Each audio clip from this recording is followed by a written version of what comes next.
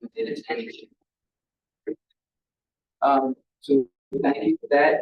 I attended the separation day kickoff break. I battery that Saturday and fireworks. I thought overall it was a fine event. It was very enjoyable. It seemed like everybody enjoyed their Friday night out on the wharf. So thank you for police, fire, public works, everybody that contributed to that, including Event Allies. The AV equipment, the electrical upgrades will be done in here on June 19th. And the following week, from the 24th to the 26th, Versaline will be in here to install the equipment.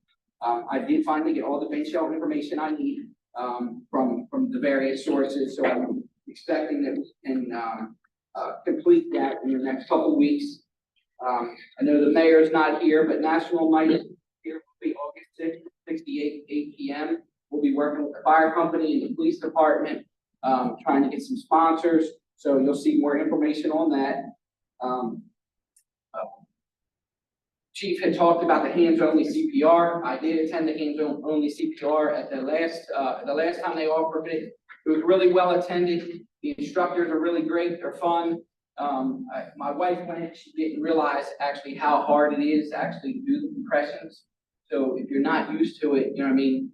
Some people, it's good practice. Is all I'm saying. And I really think this is a state initiative to improve our survival rate for people that do suffer a heart attack.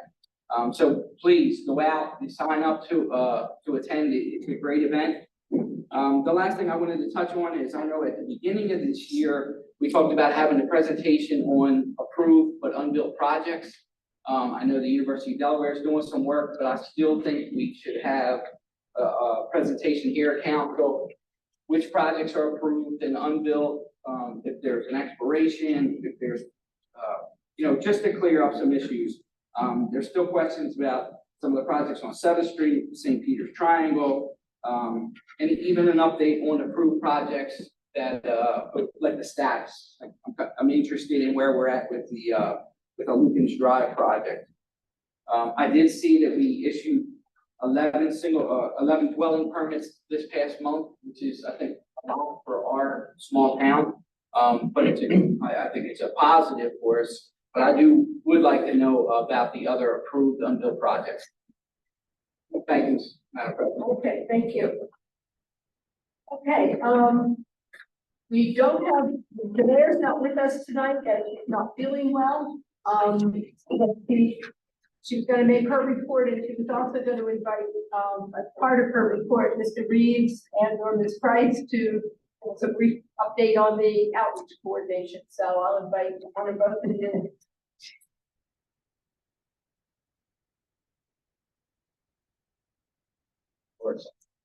I'll go ahead and get started since our time is short. John is going to pass out the packet of information that contains more detail on what we're going to actually talk about.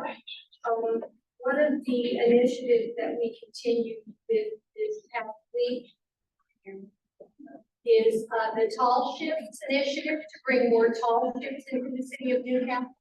So we are now members of, through the National Tall Shifts Foundation, we are designated as a hospitality port.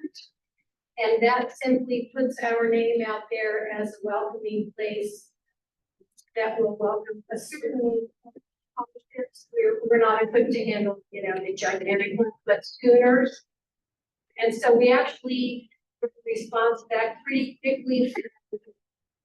Spanish ship, the now Trinidad, that is a replica of Magellan's flagship that circumnavigated the globe. So we're talking, I think it's next with the captain of that ship, and we're going to iron out, some educational events for kids, some adult lectures, deck tours, sales, and so forth. So that's exciting.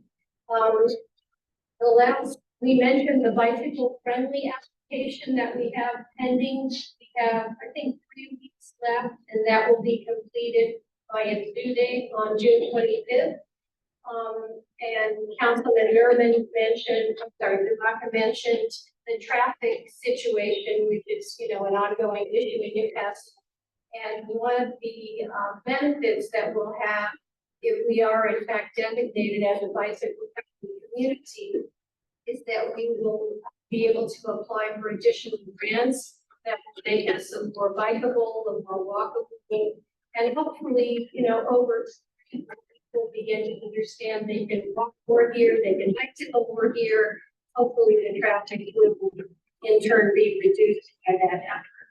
That's ongoing. The other thing I wanted to talk about is we've been talking to and brainstorming, of course, with different local businesses, organizations, about different ways to welcome visitors. So they come into town and they walk onto Delaware Street, and now what do they do? So, these are helpful. We've also talked about having some possible digital displays in town in a couple places, maybe on Delaware Street, where people can come and, you know, it's like a scrolling thing that says, here are the restaurants, today's Saturday, May, here are the activities going on, and that sort of thing. That would make it easy for people to know, you know, this is where you go when you arrive in town. And then we have a rat card. Our first iteration of the rat card has been supplied throughout the town. We've gone through a couple of edits. The latest edition is at the printer. And after we get that back, then we're going to start distributing those to some of the surrounding hotels in Wilmington, up on Route 9, and also at the I-95 corridor, the rat stop there, that gives a lot of visitors. So that's going to be part of our goals in the coming. Another major effort this last month was to really move up the social media platform for the town. So we started Facebook and Instagram accounts, as well as the website. And so we put a lot of pressure on it, we put a lot of focus on that. So what we want to do is target a daily cadence of posting. And we're sort of up to that level now, which means every day we're posting something, as well as putting full photographs on the events, Newcastle and Separation Day. Although we started to scratch for the followers that were growing slowly, but we did get a post reach of views and exposure in the last 28 days of 25,000, and post engagement, just likes and comments and shares of over 4,000. So in addition, we're working on developing relationships with other sort of channels and platforms. We have, thanks to initiative of Mayor Beery, we connected with the Visit Historic Newcastle account, which was set up a number of years ago, 2019, and has been sort of maintained by Linda Rashford and Visesky. So now we are co-administrators on that site, so we can post on that as well. And that already has a following of about 2,400. And for example, we posted one of our Separation Day posts on that platform, got a reach of about 5,000, and likes engagement of about 20,000 just for that one post. So we're ramping that up. We also have developed a relationship with a Facebook group called Delaware Events. They have about over 29,000 followers, and through affiliated groups, about 500,000. So we are co-administrators on that as well, so we can post on that group. We're developing quite a bit of sort of cooperative, cooperative posting. This kind of social media thing it's not so much hierarchical, it's all collaborative, basically. So you do collaborations with other people who have other groups like following. So we're doing more collaborations with other groups, including Delaware Events, including, for example, a food blogger named called Naomi Eats, and so forth, that has a following several thousand, and she's already written on, she did a combination Jessup's and Separation Day, video, and so forth. So we're sort of looking for more relationships to get more reach, basically, in that. Following up on some of the council suggestions. We are working on a prototype of a volunteer kind of portal,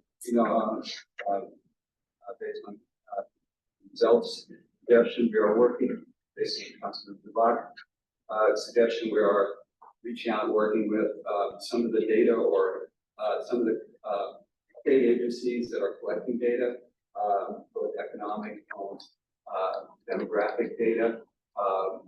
We included in your package a little bit of analysis, knowing that we're talking about budget and so forth. Just to think of the tourism as not necessarily as critical as police, but still important. If you look at the state level tourism GDP contribution in 2022 was $4.5 billion. And if you look at, you fed 5,700 people in for Newcastle, it seems like a small percentage, but as a percentage of population, if you do that math, our contribution to GDP, even if we were a normal town, would be $25 million, basically. That's, and of course, Newcastle is not a normal town. So presumably our contribution to the tourist economy is several multiples of that. So I think the important issue is whether, we're sort of pulling our weight into pulling tourism into the state and also potentially getting the benefits of that segment of the economy for our town. Thank you. Okay, I just want to thank you for looking into that. That was the hope, like to be able to lean on some of the data and look at what does it mean for our city, so hopefully we can get some access through the tourism moments and they're working on this. Yeah. I wanted to ask a question about Facebook posts. Are you using are you promoting posts as well where you pay for the post to be, promoted to a certain region, like for these events? We've done some of that, and we want to do more of that. We're experimenting with being very focused about that in terms of kind of overlapping geographic areas, and also kind of demographic, kind of picking by demographic. I did that too, Yeah. Yeah. Your geography. Yeah. The influencer that we worked with showed us, don't ever just focus on Newark. That, you gotta choose the overlapping and you can really do exactly.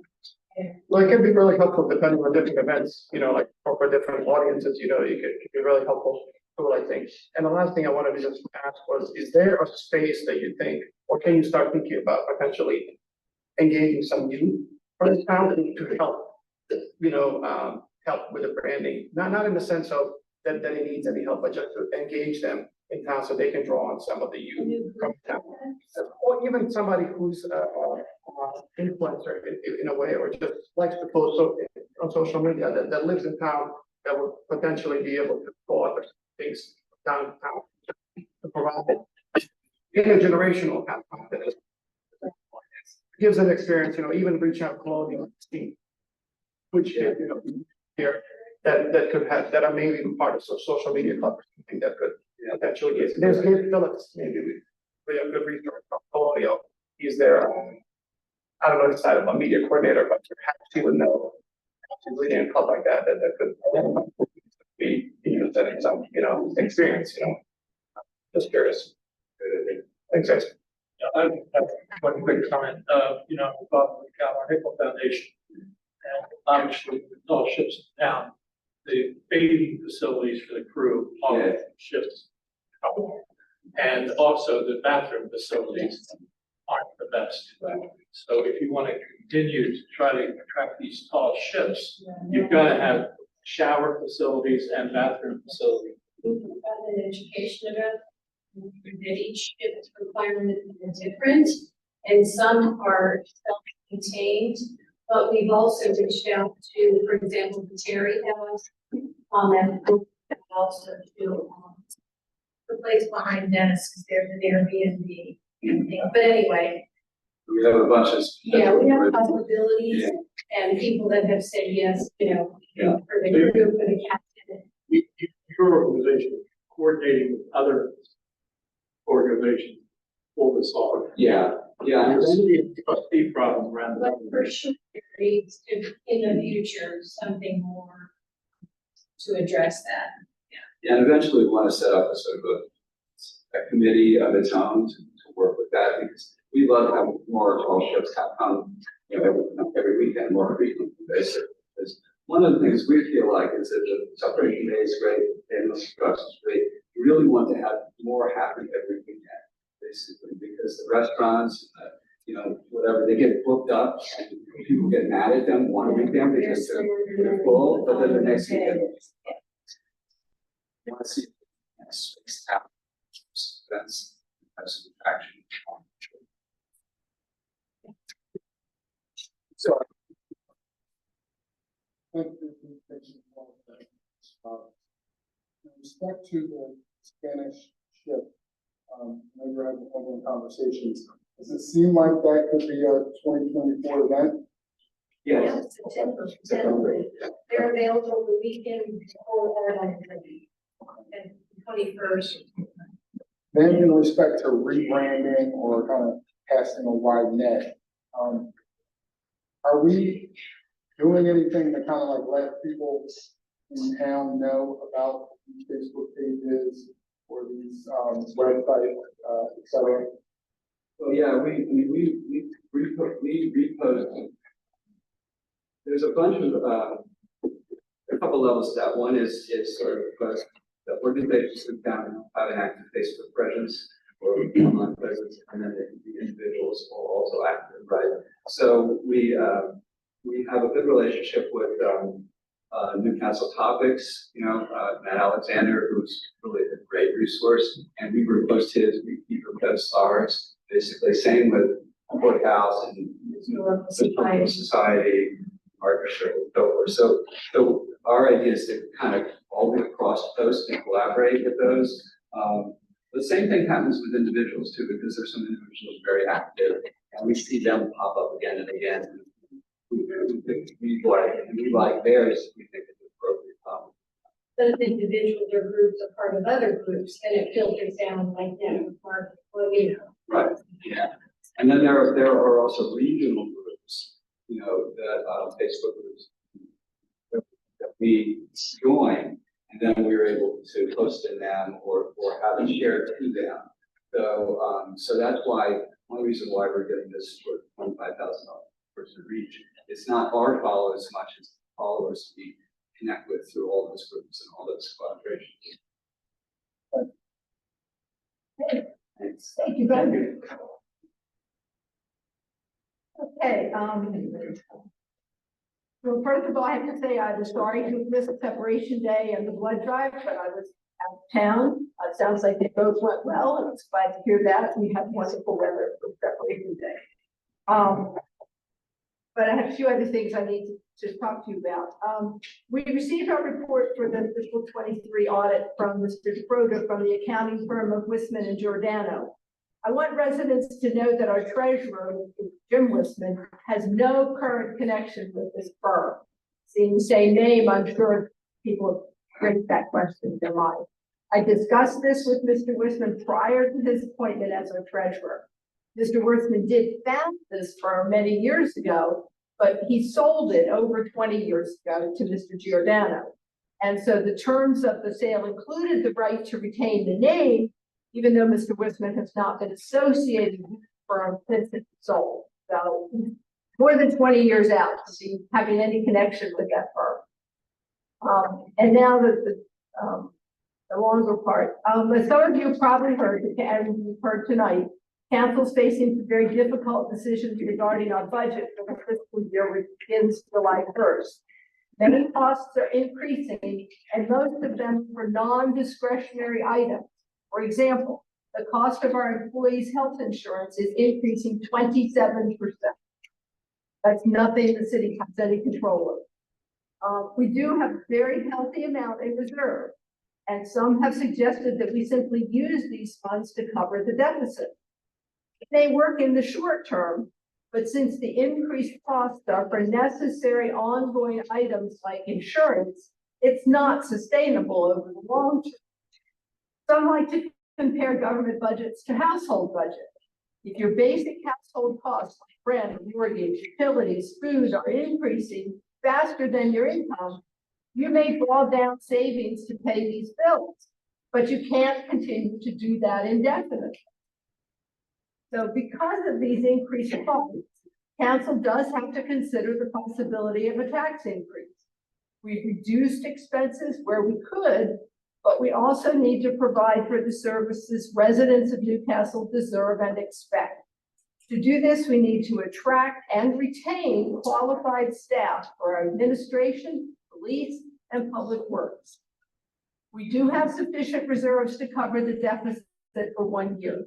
But as I said, can't continue to live on our savings. As we also know, Newcastle County is currently conducting a reassessment of our properties. We'll probably know the outcome of this reassessment by early next year. This will allow us to determine the impact of the reassessment on our future tax revenue, since our property tax is based on the Newcastle County assessed value of our properties, and make more informed decisions about changing our tax rate. So at this point, no final decision's been made, but council's considering waiting until we have this information to decide about increasing our tax rate.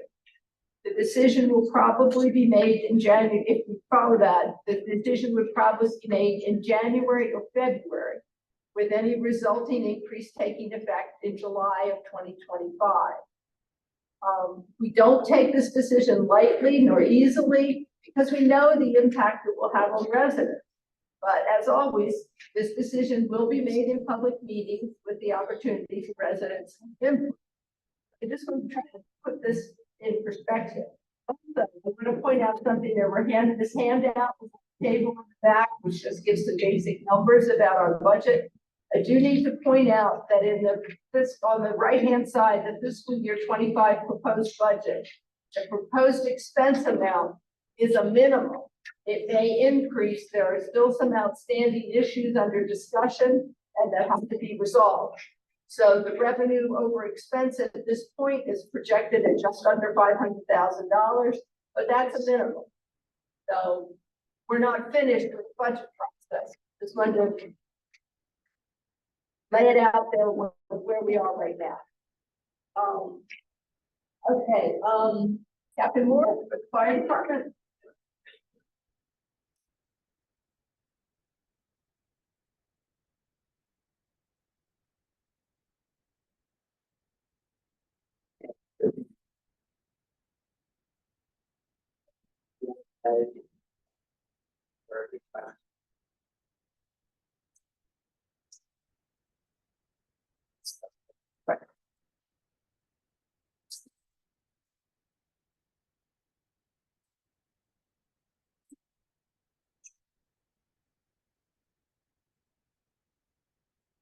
So I just wanted to add that a few months ago, Chief Mayeski had commented on the environmental one about we thought part of the EMTs. Since then, we had hired part of the EMT, Robert Nicholson. Us, body, look at the Wilmington. I work there. What time?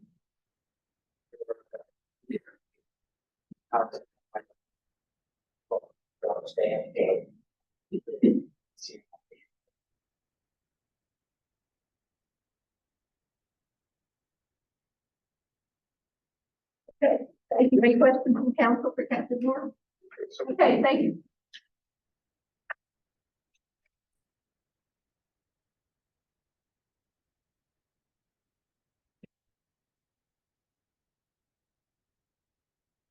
Okay, public comment.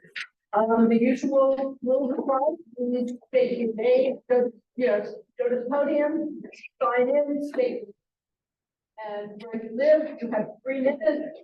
And Mr. Zelli has a timer, which I think you'll be able to see from the podium. So, the AD's court. Been there for many, many years, 57 to anybody's counting. The last 5 years, we have been inundated with flooding in our gardens, backyards. Talking to other residents, I realize now that it's more widespread. I have talked to council, talked to the city about this, and we need to identify the source of it. It is so widespread that the neighbor next door is almost totally inundated with this flooding. And now it's causing structural damage to my property, which I really don't want to happen. But no, and then to prove that property forever. You need to identify certain people have, in this room have been out to look at it, and they say it's a general problem. That may be so, but there's never any follow-up. I can document this back for 5 years. I know there's other neighbors here that can also document it. We can show you, we can talk to one another in the face, that when somebody identifies the reason for it, it's never going to be resolved. You can put and do different things. But what's going to prevent it from getting wider? Now it is increasing up in my yard. It will never reach the house unless it's 4 feet tall. The property goes down so far. And it's ending up now over at St. Peter Cemetery. It is sometimes knee-deep, knee-deep. That is a lot. We have had people come out and you follow up and they say, oh, good, it resolved itself. Well, it resolved itself only until the next thing. Now, what I've documented is during the daytime, I must have got there at night and see all the water, it's what you have to develop. It's not what's things to do. But it's from on street here for my block. And I called them to have comments if they have any. Get follow up on this. You don't soon. In conscience, if I ever sell the property, I could not in good conscience, not divulge this property. Reputation, very, very good separation. What's your address, ma'am? Sorry, What's your address? 28 East 4th Street. East Fourth Street. You're up by the time? Sorry, You're up by the time now. I'm very. And you don't.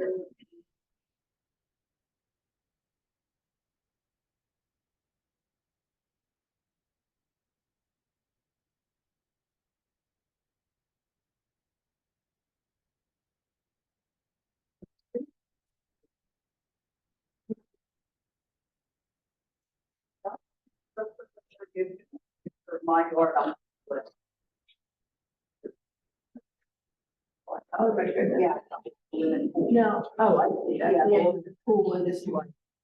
Wow, yeah, a lot. And how long has this been going on? Well, we've been in it for 5 years, I have days. Yeah. So, where's that? Where's go?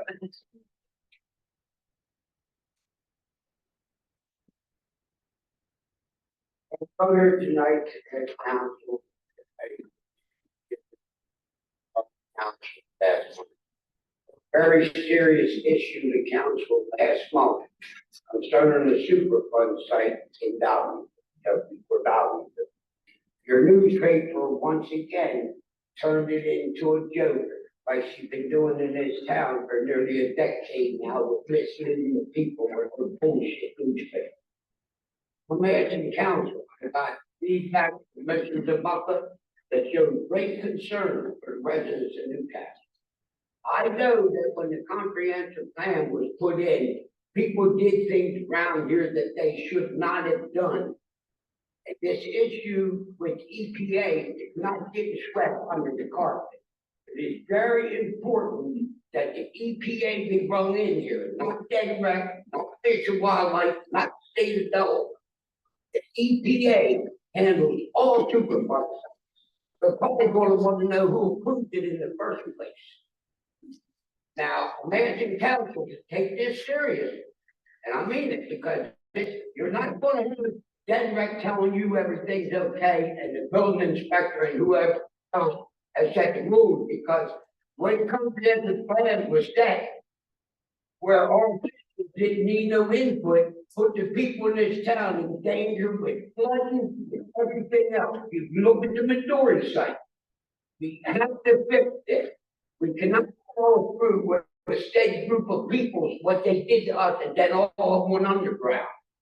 Master Council to bring the proper authorities in here and have these sites evaluated by EPA. This is not right for you to sit there and act like you don't have to do it. That's a serious issue. You're talking about the Seven Nations being disturbed. Now, I'm asking you to bring the EPA in. You, Mrs. New Administrator. And I'm gonna say something to you tonight the council might not like. It would be in your best interest to have no contact with Bill Bartell. Thank you all, we're out council, why? Or else make an appointment and I'll come in and sit down and talk to you. You're putting the people in danger in this town. Following through with all these folks. You're gonna get flooded out, number one. You have nowhere to go now. Put people set up for you and be yourself and do what's right for the people in this town. Thank you. I believe, as Mr. Zabaka and Ms. Cantillo said earlier, they initiated. Ms. Denver, EPA, and you're the ones out of Pennsylvania, they don't know nobody right here. Thank you. You think it's funny, Miss Souter? This isn't funny. There's a lot of things happening in this town that people should be arrested for. And you know it. You served on the planning committee. You were chair when they did it. You know what I'm talking about. Your newspaper is part of the little secret society because she hides everything in this town from the people. And she can send a lawyer to me because I'm more than willing to talk to her. You can all say you're lawyers. Yeah, tell the people the truth. Just like your high sea level, all of a sudden it's plan B, high sea level's a crock of shit. All you gotta do is pay for the riffraff, fix it. Excuse me, audience, but you people have no idea what's going on, what happened in this town. And if you bring the Attorney General's office in there, I'll prove all of it to you. Yeah, that's Bill Emery, I'm from Bolton. I'm gonna break my own promise to myself. I haven't gotten up here and spoken in about 2 years. But I got a few items, one of them very dear to my heart. We've been talking about it for a long time, and it's the flooding that's been going on in town. And every time we get some heavy rain, we get flooded out. We just had one here recently over the last week, and we got flooded out again. Council, you guys gotta stop sitting on your hands. You gotta stop letting the state walk all over you. Councilman Zabaka, you made a comment a little while ago about the state saying something's gonna be done over the next 3 years. They said that 3 years ago. They said it 3 years before that. They said it 3 years before that. Until somebody puts a signature on a piece of paper and puts a bucket in the ground, nothing's gonna be done. You guys gotta stop getting walked all over. State is not gonna do anything unless you guys literally get up and fight. I'm serious. You guys, I don't wanna get like Dick Bryson did over here. I don't wanna get nasty like that. But you guys have to get nasty like that with the state of Delaware. You guys gotta fight for your people in the city of Newcastle to get out there and get the state doing some work, to get the flooding under control. I gave you guys pictures of the dikes out there, the way they were going. The state came back and told you that was bullcrap. Well, I was here 40 years ago when the dikes were like that. You guys sitting on the council, you guys, 4 out of, I think 5 of you didn't even live in this town when the dikes were like that. And that did control the flooding, and the state told you it was all crap. Well, I'm telling you that's crap. All right, enough of that. Couple other items. There's a steel plate sitting in the middle of Delaware Street in front of the Terry House. That plate was there. We blacktopped that street. Beautiful job. That plate's been sitting in front of the Terry House now for a year. The guys did work out there, and then it's when they patched the street after their work, they put that plate there. It's still sitting there a year later. I'd like to see somebody look into that to get that done.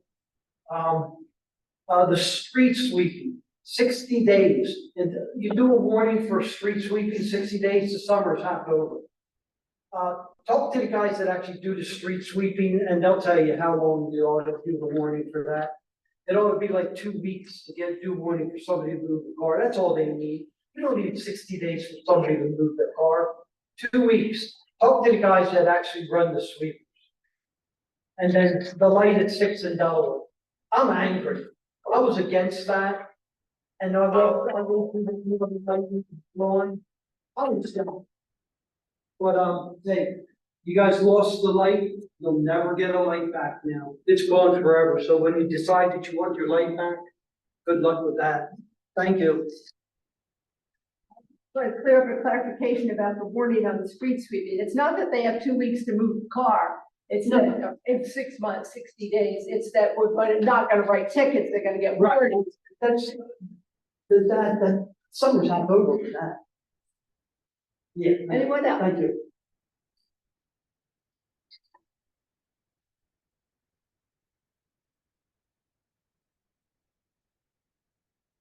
Just want to actually have a clear thing a little bit. I know there's another going around town thing. I told you so, we could move out to last. That's because the extraordinary spending goes off. Last year, Mr. Day put some $60,000 last minute breathing apparatus. And I said, let's raise tax. President, you said, let's wait 6 months. And that never happened. So we're back in that theme. So now I'm just looking at your budget numbers here. It looks like overall spending is only up 7.9%. Why do you keep using the number 27% for insurance? But that's enough. But Well, that's overall, and we're at a surplus. $200,000. I don't claim they're all savings either, but let's cut out discretionary spending. Let's start putting money in the budget so that citizens know where to go. Okay, for our, which they're part of the city. They were there. Well, we need them. And if we have to pay them, pay them. I was asked how much a firefighter in the city of Chester, but they went completely paid. So I'm curious.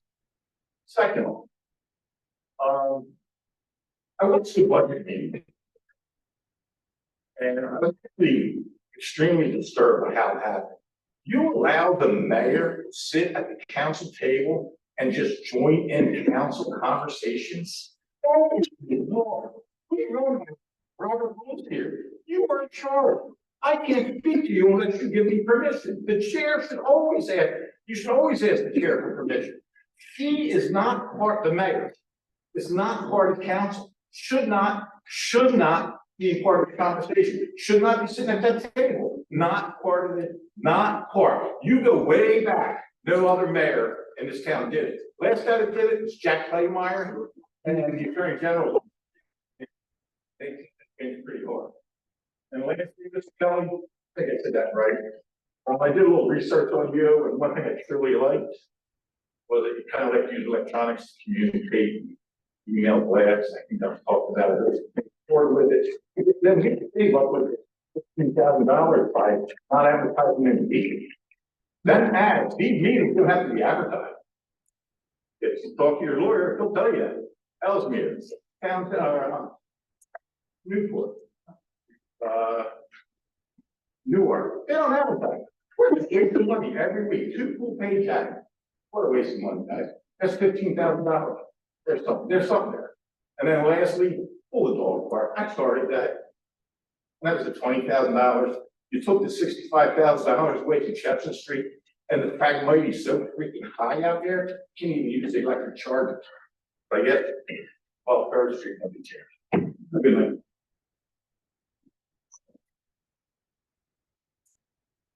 I just wanted to comment back on Mr. Emery's comment.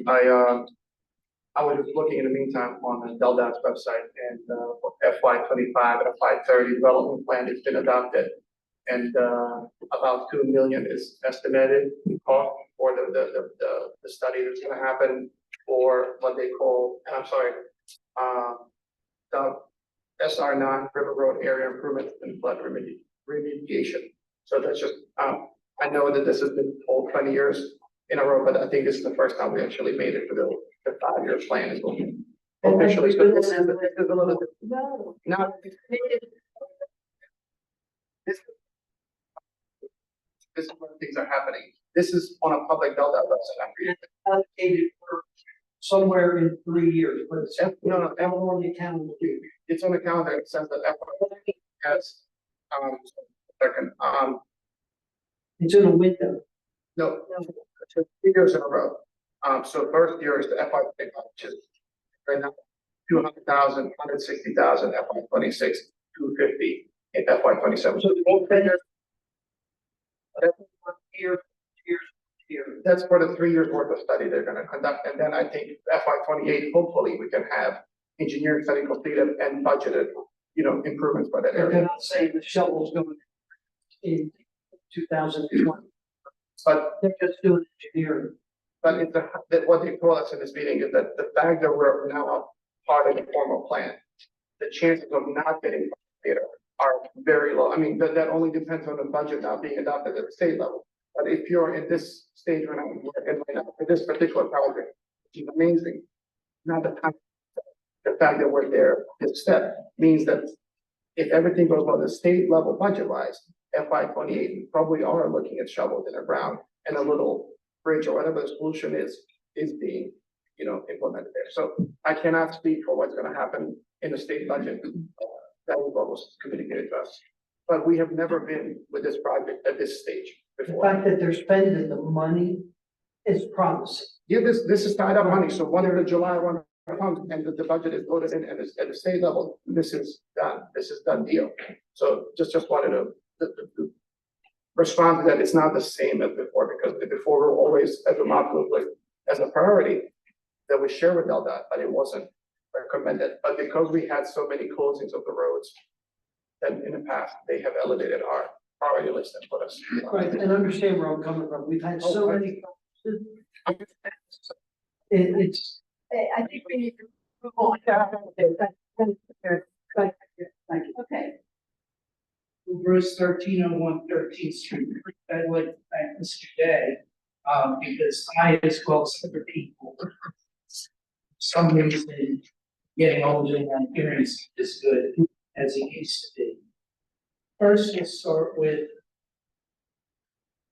funds going to the partnership. Once again, this, as I remember when I first was a part of the partnership, was supposed to be self-sufficient. So zero money should be going to the partnership. Put it into the Historical Society, where Mr. Conley's doing a phenomenal job. And I think that's money much better spent. So I would take that out of the budget.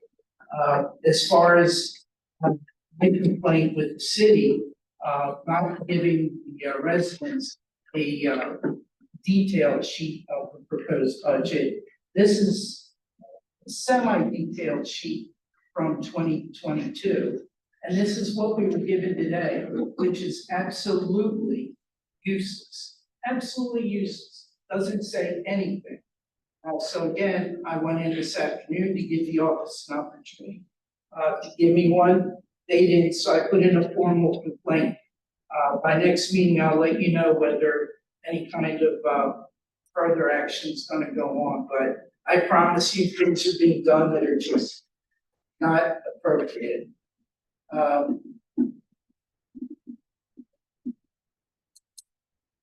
think COVID money should be spent on precursor to projects that can be done to ease the flooding. You heard from a couple people, and I've got a list of at least 80 people that have signed a sheet saying that they're having issues with flooding. And I did check with state legislators, not including Senator Ford, who is a yes person. There is zero money. The flood resiliency group has done nothing in 2 years to resolve anything. They said, well, we got a promise of $2 million. Nothing is in the pipeline for at least 3 years. There will be no shovels in the ground for 7 to 10 years. And that's a fact. Don't let them tell you otherwise. There's going to be worse flooding, and what's worse is the emergency evacuation routes are gonna be flooded and we will not be able to get out. And I hope you guys can explain to insurance companies and mortuaries why there's so many damn people from our city in the thought of, because nothing was done now. And I just gotta say, Ms. Souter, please, please. The thing I will say is the reason that the state legislature doesn't have money in the budget for this is because the program we're in is a federal program, not a state program. So spend the COVID money to start it. Why should we duplicate what the federal government is They'll doing? reimburse you and They have their people. Just for the record, I want to say that I don't want to, Santanina and Courtney take the heat for the budget. That was, me, directing them to include overall, budget items from FY '24 and FY '25, just so we have something to share with public in a larger setting to know where we are currently and what we're proposing for FY '25. There's definitely, next meeting, budget meeting, so I'm going to go over the content to look at the details of the budget there, but then I just want to take heat from them. I'm happy to take the heat for that. Sorry, guys. thank you. Hey, Eddie.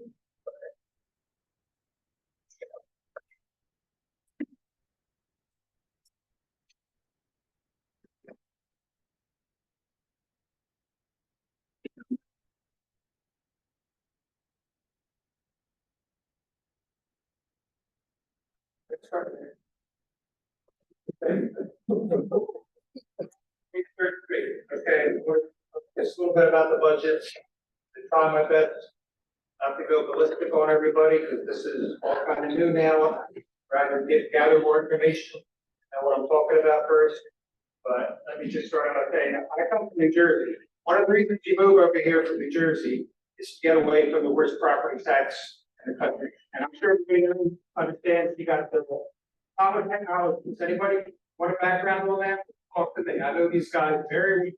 I fought against them in Salem, New Jersey 17 years ago. They did a revamp over there. And if you have any clue what's going to happen to them, okay, what's people like me, who's just, this guy up there, we got maybe similar to my, maybe your assessment between $40,000 and $50,000. Your assessments are going to be like between $50,000. They're going to for what your property is currently sold. Okay, I came notice that he did the tax appeals over in Salem, but he turned into a real mess of it. But it's not, I see them, they're going to remember me. So having set that up, right? I mean, your taxes are going up anywhere, just what they can figure out with this budget. So everybody just needs to prepare themselves. We can argue and point all we want. Maybe the lower income will happen. But things are changing. Things are changing in 40 years. This is my luck with this year when there's a tax rebound. So your taxes are going to go around. It's all based on your assessment. Okay, I'm going to pay much more attention to this, budget. I did attend the budget meeting you had last week. And our new city administrator, one of the things I remember coming up after basically, not telling you, they're kind of suggesting that you should raise taxes. That's not good. That's not good. And you all look at what I'm telling you about. This is not going to fly. This is not going to be, this is going to be a big issue because you got people here that have never lived through this and have no clue what the experience. Okay, I haven't seen it. Is that dog park, is that part of the current budget? I don't even know how much it's going to cost. I'm just curious. It is. Okay, how's that? The playground. I'm hearing rumors now because I haven't been paying attention. That was all supposed to be paid for. Is there now more work than that you're expecting the taxpayers to pay for? Not, no. Most of the okay. That's not true. The state put more.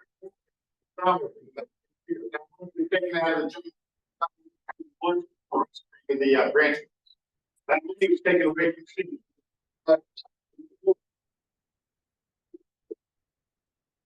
Well, you can't sit down either, man. We're building. The money was taken out of the general fund, it was a grant. I know, I'm sorry, but because it's a fact, we have received 160,000, 110 from both Denver and Bonneville. I don't know how we could have taken money from the general fund, I'm sorry. The bond bill I understand, but it's how salary is taken to go to playground. It was earmarked perfectly by Nicole Ford. She told us down. but that's what I'm saying. They told me that. But we requested it as a city. Well, you can't have that, you can't have. It's not, we requested it for. Point of order, Mr. President. We're under public communication here. Mr. Can we get this- Yes. Thank you. Maybe 12 hours. In terms of the great insurance cost, you know, you're not accurate with that. All I'm saying is that just sounds, those figures sound bizarre. It's health insurance costs have gone up for 15 years. Our taxes here haven't gone up in certainly not in the 8 years I've been, in 16. Okay, for that cost to be spent over a week. You can explain that. No, I'm sorry, interrupting her, public feedback. Okay, I'll just say that our employee plans are part of the state plan, and the state plans, all of them have gone up dramatically this year. Yes, they've been increasing year to year to year, but there's some changes in the rules, and that led to this dramatic increase, and it's a state level thing, not. That's more than dramatic. That's gonna have to be discussed. Changes have to be made. That's insane.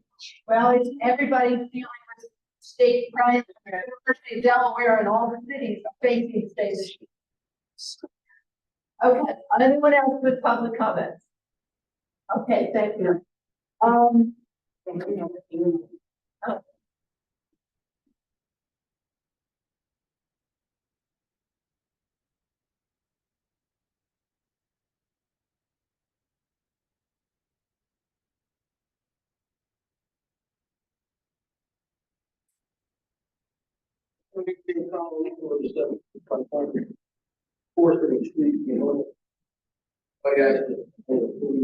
But, I know what Logan Allen, there's like dozens and dozens and dozens of videos from Logan Allen, such as Niagara Falls, New York.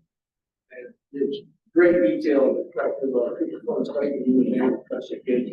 I recommend checking everything he was out. Also, if you want to Pennsylvania, down called Rochester, that's one of the whole dozens of pictures. Good message. He had no argument.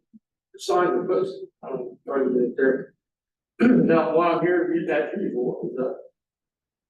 There's the structure at 727 Farmer Street that is built in such a fashion, I consider it a supersized firehouse with flamethrower attached on the roof. But there's a bigger flamethrower attached across the street, 7 o'clock Center Street. All this was held up on, I don't know if it's Center Street, my house, our block, yeah. Building permit was issued. Complained about it. Mr. Burns said, you're the only one complaining about the change. And, he just got, puts every man, woman, and child in that entire city block, being burned like. Blood. I think it's built such a way to burn that block.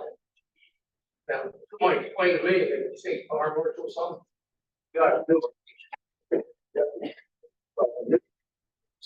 Explain to me how, why there's no fire on the structure. You're gonna build a 54 building there. I can care less, honestly. If there was fire, I don't think anything in the entire building could inspect. I don't care if there was fire. There's no fire. It's just built to burn the city block. Now, we as an organization and I personally do not shoot the pressure, whether we still want a criminal, don't do that. I had it. Would like to speak on terrible names, and I'm sure I'll want to do it. The prosecution's gonna be talk about this. I'm a reasonable person, try to do the right thing. It's terrible, risking everybody's life. Have a block, another block, whenever the wounds, ceiling construction. You broke the plane in the second floor. You put a massive combustible pile of material on top of it. It's out of control. More in the situation. Email, okay, you know, thank you very much, appreciate it. Anyone else? All right, the next item on the agenda is the change to the Board of Health composition. We're going to have to pass over that one tonight. Individually, it wasn't properly announced for the public hearing, so we'll be dealing with that next month. And so the next item is a discussion. Well, that was the second reading and then item 2.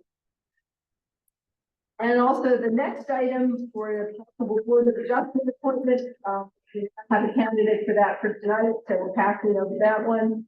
The next thing then is the discussion on resolution 2024-18 for a subdivision for a property known as 907 Grace. Also has in the packet a copy of the resolution map showing the property. We'll read the resolution and then we'll go from there. So resolution 2024-18, a resolution approving a subdivision for the property known as 907 Grace Street, parcel number 21-014.00-211. Whereas Michael Dorf and Leah Justice have applied to the Council of Newcastle for a subdivision approval for a property known as tax parcel 21-014.00-211 within the city limits. And whereas the Planning Commission has reviewed the application under the terms of the subdivision regulations and zoning ordinances and has determined that the application is in conformity with the same, and has therefore recommended to City Council that the subdivision be. And whereas the council determines the application meets the necessary requirements for the approval of this subdivision, as shown on the attached Exhibit A, now therefore be it resolved that the application of Michael Dorf and Leah Justice for subdivision approval for the property known as 907 Gray Street, parcel number 21-014.00-211, within the city limits, as shown hereby on a plat prepared by the Helsa Company dated March 6, 2023, and updated June 28, 2023, and attached hereto as Exhibit A, reflecting such subdivision, is approved, and such plat shall be entitled to be recorded in the office of Newcastle County Recorder of Deeds. The subdivider shall record the subject subdivision within 45 days of the date of this resolution, and inform the building official of the exact place of the recordation within that office. Failure to record the subdivision within the aforementioned time frame shall render this resolution null and void. Is there anything here? Ms. Dorsey with a. Oh, okay. If you're, Okay, Ms. Dorothy, do you have anything to say to us about this? No, basically it's one lot and they're subdividing it into 2 lots. The one lot contains an existing dwelling. The other one will be available for a building lot. So this change does not affect any other properties? No. You say building lot, you mean just what's allowed in a residential zoning in that, on that street? Is this like a by right type of situation? Change? I do know they had to get variances approved by the Board of Adjustment. I'll answer the question. It wasn't a by right, the Board of Adjustment granted the variances and now it's by right.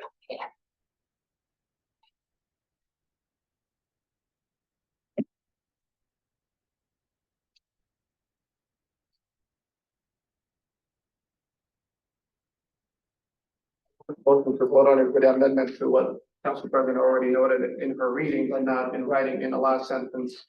Failure to record just to be changed, failure to record. Oh, right, yeah, the last sentence changed the to 2. Right after failure, yeah.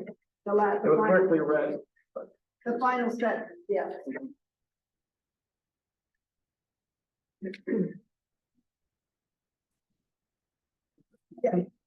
Yeah, it's just an amendment. You're right. I corrected it sort of automatically as I read, but it could be corrected officially. So, okay, so this is now a by right, subdivision because the Board of Adjustment approved the variance. Is that correct? All right, so, do I have a motion to approve this resolution? So moved. Second, Second. all in favor? Aye. The motion is adopted, the resolution is approved.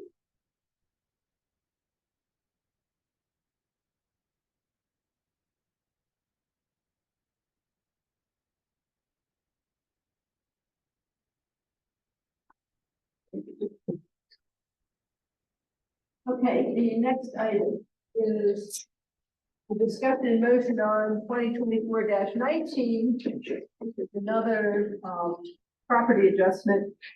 2024-19, a resolution approving a site plan for a property known as the Crozier Fine Arts Storage Facility, parcel 21-013.00-114. Whereas Iron Mountain Information Management LLC has applied to the Council of Newcastle for site plan approval for a property known as tax parcel number 21-013.00-114 within the city limits. And whereas the Planning Commission has reviewed the application under the terms of the zoning ordinances and has determined that the application is in conformity with the same, and has therefore recommended to the city council that the site plan be approved. And whereas the council determines the application meets the requirements necessary for the approval of this site plan as shown on the attached Exhibit A. Now therefore be it resolved that the application of Iron Mountain Information Management LLC for site plan approval for property known as Crozier Fine Arts Storage Facility, parcel number 21-013.00-114 within the city limits as shown hereby on a plan prepared by Frederick Ward Associates dated April 1st, 2024 and attached hereto as Exhibit A, reflecting such site plan is approved and such plan shall be entitled to be recorded in the office of the Newcastle County Recorder of Deeds. The applicant shall record the subject site plan within 45 days of the date of this resolution and inform the building official of the exact place of recordation within that office. Failure, and again, we need to correct the record, failure to record the site plan within the aforementioned time frame shall render this resolution null and void. Are you involved with this one also, Ms. Dorsey? Oh, okay. It looks like this is an addition to an existing facility in the Center Point, building. Busy with storage space. Okay.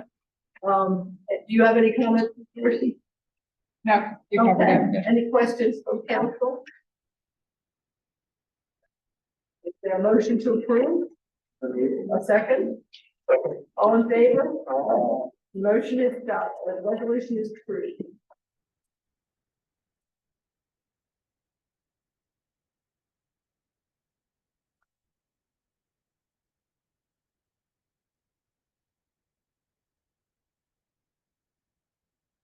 Okay, so the next item is a resolution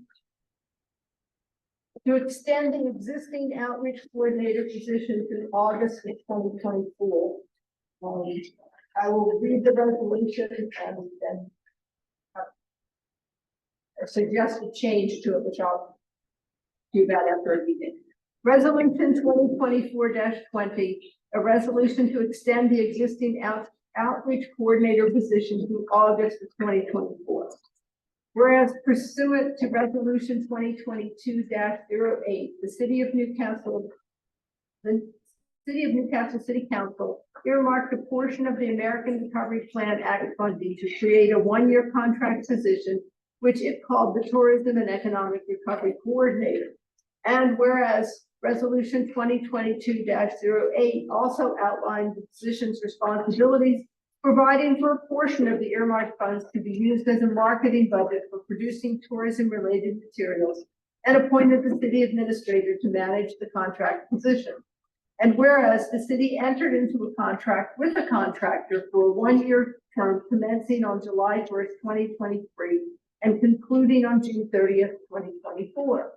And whereas the initial contractor resigned effective February 29th, 2024, and the city council identified a suitable replacement to complete the remainder of the contract term and approved the replacement at the March 12th, 2024 city council meeting.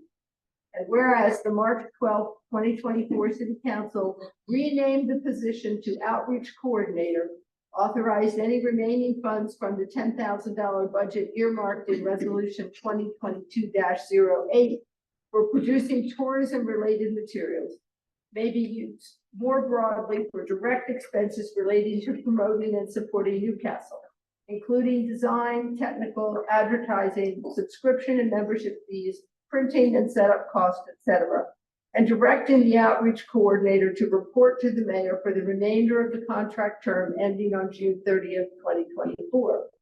And whereas the city council desires to extend the contract of the outreach coordinator through August 31st, 2024, to allow the outreach coordinator to finish remaining work subject to funding as outlined in the fiscal year 2025 budget. Now therefore be it resolved that the position outreach coordinator shall be extended through August 31st, 2024, pending the passage of the fiscal year 2025 budget, in order to allow the outreach coordinator to finish the remaining work that began in March through the end of the summer of 2024. The outreach coordinator will be compensated in accordance with the passage of the fiscal 2025 budget, and funds budgeted for producing tourism-related materials may be used more broadly for direct expenses related to promoting and supporting Newcastle, including design, technical, advertising, subscription, and membership fees, printing and setup costs, etc. That the outreach coordinator will continue to report to the mayor for the remainder of the contract term ending August 31st, 2024. I've received from the mayor a request that instead of August of 2024, we consider extending it to September of 2024. And the reason for that extension is due to two major events in September, Belgian Beer Fest and Arnold Green. So this would allow, if we decide on this extension, it would allow the outreach coordinator to promote those two significant events. So now open this all for council discussion, whether we want to do it at all, whether we want to do it through August, whether we want to do it through September. It's gonna be advertised. Excuse me, the public comment period is completed. It's illegal. Act. Okay. Not aware of review. Council President. I think individuals work that they have exhibited. One could wonder how they were able to do so much in so little time. It's hard working something, knowing that, you know,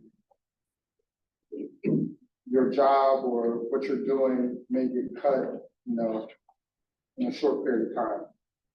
I've actually moved to amend the amendment to have this position run through December 2024. Okay, I'm in agreement with that.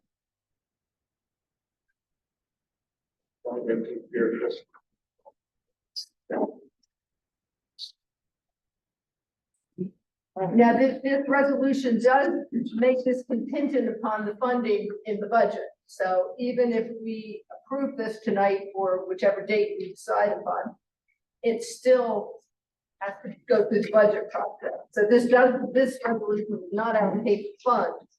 It simply authorizes the position should the funds be included in the budget, as I understand it. Is that everyone else is understanding? The language in it, yeah. Can I ask a question on that? Sure. I just want to know before I even give a comment on this, if we're to renew this, does there need to be a position open from the city or the contract position? That position, I understand that even for contracts, we're sending RFPs for, you're just extending a contract, so this is just extension. just extension of a contract. If there's no time limit to the extension. But this could be beyond December. Is that correct? Good, I mean, it's actually, Hypothetically, right, hypothetically, yes. but we have a better extent. But the resolution just gives an intent, because there's no funding to it right now, so if you don't approve the funding at the next meeting. I understand. Thank you. I don't know, I'm going to be honest right now, I wasn't thinking about beyond August. Motion, but I definitely can see the merit for the extended September. Count purposes. Two events, make September, and make sure that we have appropriate coverage as it relates to this, and then that time to reevaluate and get that position, because I'm assuming we'll do an annual, performance review, and I agree with Ryan, every comment and suggestion I have made, you guys have taken seriously and gotten back to me, whether it's positive or negative, or you have explored it. I'm not saying I have no ideas, I'm just saying that I appreciate you guys looking into these things, getting back to us and making sure that city has a good branding. So I don't have issues with September or December, but at some point I would like to have a formal review before we go into. Can I just suggest that you keep it in August, you can always revisit, right? And then we'll get the funding straightened out, and we'll go from there for additional terms or whatever. Make sure we're staying within our track. Yeah, I was just about to say, it would be nice to have a formal review of this. A short-term extension, you need to extend. So when Mr. Walton is suggesting that we approve this, if we're going to approve it, we do so as written, with the August 31st termination date. Because by then the budget will have been passed. And if we want to extend it further, at that point, we all have the option to do that if we add for it in the budget. That seems reasonable to everyone. That is item to agenda for, August or even. Well, we have no need to make a move. So we don't forget about it. Well, I think we'll set it in the budget. Yeah, the decision's gonna be made with the budget, not with. I understand, but just so we can help this presented to us, so we can evaluate the position, what's been done, and decide, that change. And I'm in agreement. Okay. This resolution as to express the intent to extend the outreach coordinator position to August 31st, contingent upon funding being placed into the budget. Motion to approve. The second, all in favor? Aye.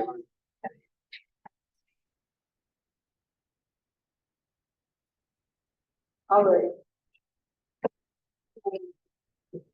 For the final item, right, there's a first reading ordinance.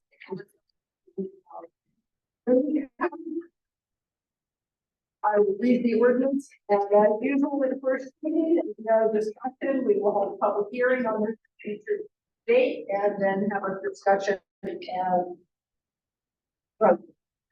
Ordinance 548, an ordinance to amend the city of Newcastle. 30, regarding minimum lot frontage and wet. Whereas the council of the city of Newcastle, city council, possesses the authority to adopt, amend, modify, or repeal the city of Newcastle municipal city code. And whereas the city council believes that legal lots should have direct access to the street. And whereas the city council finds that adopting a maximum coverage ratio for wetlands, whether tidal or non-tidal, would discourage the creation of unusable lots. And whereas the city council has determined that it is in the best interest of the city and its residents to amend the city of Newcastle municipal code to specify a minimum requirement for lot frontage in each zoning district, to clarify the definitions of lot frontage, and lot of reference, and to establish a maximum coverage ratio for wetlands on lots. Now therefore, making the express finding that the provisions of this ordinance enhance and promote the health, safety, and welfare of the city of Newcastle, be it ordained by the council of the city of Newcastle as follows. Section 1, City Code, Chapter 230, Zoning Code, Attachment 1, Schedule of District Regulations is hereby amended by adding a new column titled Minimum Lot Frontage as follows. And there's a chart for each zoning district and how much minimum lot frontage. And I'm not gonna read the chart, but I will say that it requires 25 feet of lot frontage on lots in all zoning districts except residential. And in residential, it requires 20 feet. Only R3, all the other residential. The R3 residential, yes, only R3 residential. All other zoning classifications are 25. Section 2, City Code, Chapter 230, Zoning Code, Article 1, Terminology, Section 230-1, Definition. Lot is hereby amended as follows. A parcel of land whose boundaries have been established by a legal instrument such as a recorded deed, court order, or a recorded plot, which is recognized as a separate legal unit for purposes of transfer of title. Section 3, City Code, Chapter 230, Zoning Code, Article 1, Terminology, Section 230-1, Definition. Lot frontage is hereby amended as follows. The portion of a lot along a street line to which the lot abuts. A lot shall have frontage on an improved public street or in the general commercial CG district on an improved public or private street. For the purpose of determining yard requirements of corner lots and through lots, all sides of a lot adjacent to streets shall be considered frontage, and yards shall be provided as indicated under yards in this section. Section 4, City Code, Chapter 230, Zoning Code, Article 1, Terminology, Section 230-1, Definitions. Lot of record is hereby amended as follows. It eliminates a definition that was previously there and simply says, see lot, see the definition of lot. Section 5, City Code, Chapter 230, Zoning Code, Article 5, Supplementary Regulations, Section 230-35, Suitability for Development, is hereby amended by adding a new subsection A as follows. No more than 80% of a lot's area may consist of wetlands, whether tidal or non-tidal. B, any tract or parcel of land upon which a use is to be located must be physically suitable for development in the manner proposed. No request shall be granted for any permit or certificate which may result in the creation of hazards to structures, inhabitants, or any property or person from probability of flooding, erosion, subsidence, or slipping of the soil or other inconveniences. Condition of the soil, groundwater level, drainage, rock formation, and topography shall be appropriate to both kind and pattern of use intended. In instances where, in the administrative official's opinion, there is doubt as to the suitability for development, he may require the applicant to submit engineering data supporting the application. Section 6. If any section, subsection, sentence, clause, or phrase of this ordinance is for any reason held to be unconstitutional or invalid, such decision shall not affect the validity of the remaining portions of this ordinance. Section 7. In the event any existing ordinances or parts of ordinances are in conflict herewith, the provisions of this ordinance shall control. That's the end of the. So, do I hear a motion to approve? Council President? Yeah. I just for the public, that was a lot of words and I wanted to give the intent just really quickly.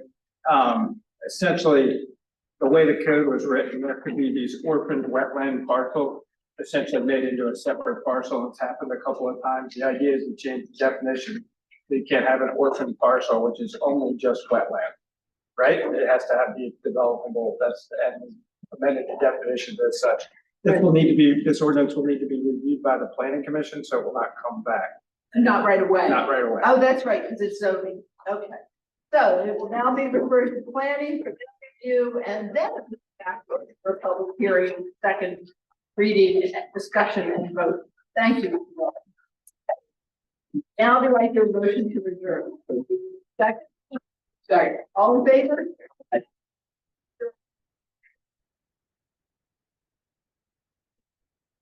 Yeah.